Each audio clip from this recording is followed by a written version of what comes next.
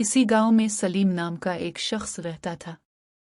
वो मेहनती तो था, मगर उसकी सबसे बड़ी कमजोरी लालच थी।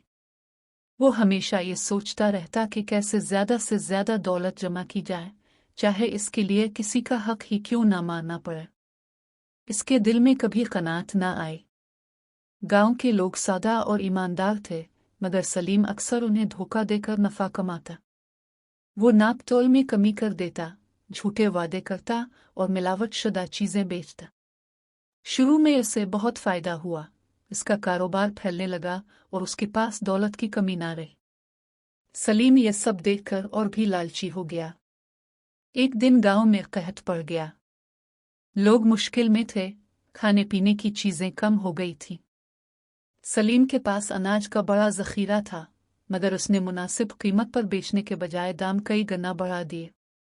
मजबूर लोग इससे खरीदने लगे। सलीम खुश था कि इसकी दौलत और बढ़ रही है।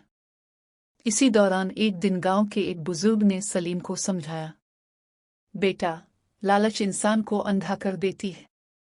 जो आज तुम जमा कर रहे हो, कल वही तुम्हारे लिए नुकसान बन सकती है। सलीम ने बुजुर्ग की बात को नजरअंदाज कर दिया और हंसते हुए कहा कि दुनिया पैसे से चलती है, नसीहतों से नहीं। चंद ही दिन बाद एक रात अचानक सलीम के गोदाम में आग लग गई। सारा अनाज जलकर राख हो गया।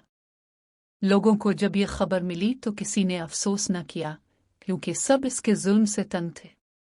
सलीम चंद लम्हों में अमीर से फकीर बन गया। अब वही सलीम लोगों के दरवाजे खटखटाने लगा, मगर किसी ने इसकी मदद न की।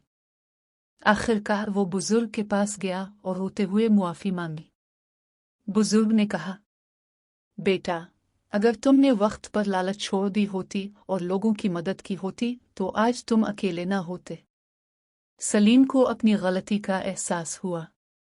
उसने तौबा की और अहद किया कि आइंदा ईमानदारी और कनात के साथ जिंदगी गुजारेगा।